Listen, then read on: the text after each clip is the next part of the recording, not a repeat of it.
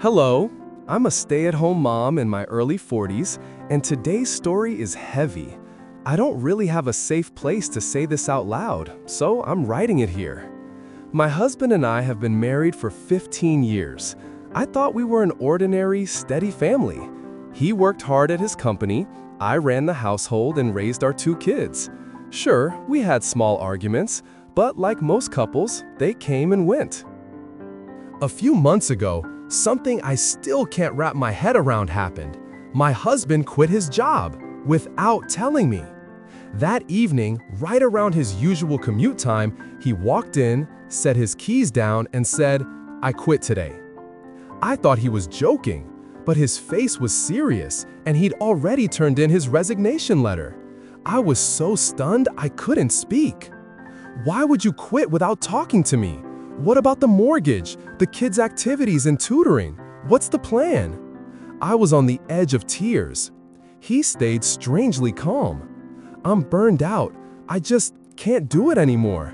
I need to rest and figure out what's next." I felt the floor drop. I understand that work can grind you down. I really do. But how do you make a decision that changes your whole family's future alone? This isn't just his life, it's our home, our kids. Why would he decide something this big by himself? Since then, he's been home a lot.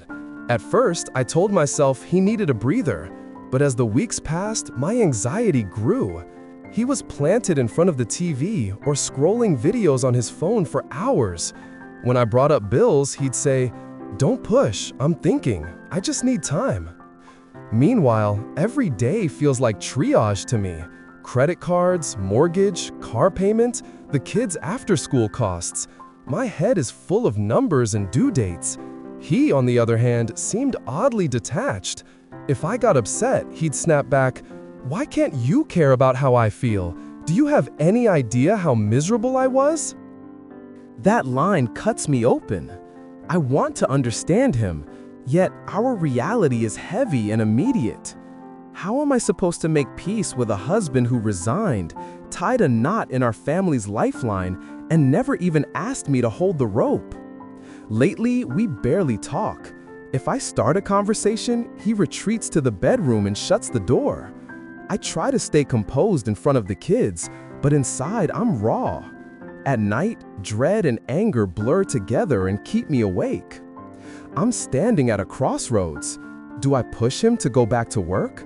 Do I jump into the workforce myself?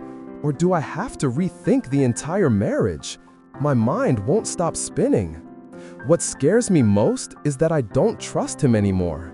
The choice to upend our future without me, without us, left a deep crack.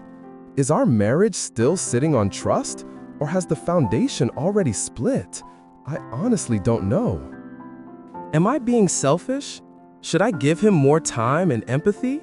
Or are my fear and anger exactly what anyone would feel in my shoes? I can't sleep again tonight, so I'm writing, hoping the words will steady my hands. Your story is painfully relatable. A spouse quitting a job without any conversation is more than a financial shock. It's a trust and partnership crisis. Your feelings are valid, full stop. Anxiety, anger, betrayal, these are natural reactions. A family's livelihood is a joint responsibility. Being cut out of the decision creates a wound of exclusion. Questioning the marriage after an event like this is not dramatic, it's proportionate. There's no need to label yourself selfish. 2. Understanding what may be happening for him. A sudden resignation often sits on top of long-standing workplace stress, unresolved conflict or role strain at work, erosion of self-efficacy, feeling ineffective or trapped, burnout and/or depression. In burnout, people make avoidant, unilateral choices. "I can't do this anymore" is a red flag sentence that signals exhaustion and sometimes hopelessness. That said, acting alone on a life-altering decision fractures marital trust. Both truths can coexist. 3. Rebuild a frame for conversation. Right now, your talks spiral or shut down. You need structure so emotions don't hijack the exchange. Choose the setting. No kids present. Pick a calm window, e.g., weekend morning. Phones away. Lead with impact, not accusation. Instead of, "You're selfish," try, "When you resigned without me, I felt scared and shut out. The mortgage and the kids' needs feel overwhelming on my own." Name a shared goal first. Our goal is family stability and our relationship's health. Let's problem solve toward that. Consider writing bullet points beforehand so you can stay on track. 4. Stabilize the finances, set near-term and long-term steps. He may not be able to walk back into the old role, but stability can't wait. Short-term, explore stopgap income, contract, part-time, gig work, temp assignments with a clear timeline. Medium-term, a concrete re-entry plan, resume refresh, 2 to 3 job targets, weekly application quota, networking goals. Household plan, build a survival budget, mortgage, utilities, groceries, kids' essentials, and a nice-to-have list. Freeze non-essential spending for now. Your role.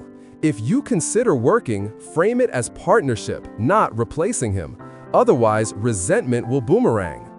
Put these in writing with dates and owners. Ambiguity erodes hope. 5. Repair trust with a clear principle. No major solo decisions. Make a new rule you both agree to. Any decision that affects safety, housing, childcare, health, or major finances requires joint consent.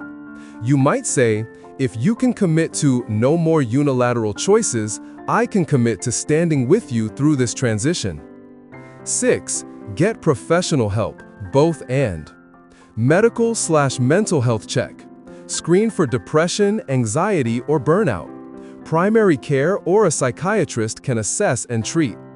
Couples therapy. A neutral space helps you each say the hard things without escalation and align on a plan. Career counseling/coaching.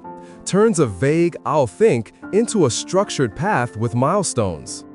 Therapy is not punishment.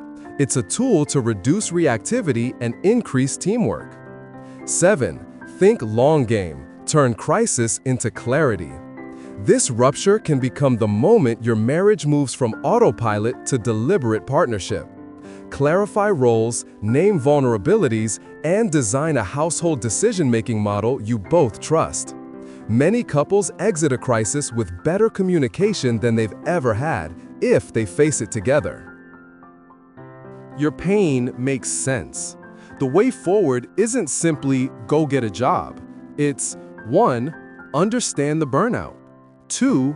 Rebuild your conversation frame. 3. Create a written, staged financial plan. 4. Set the joint decision rule.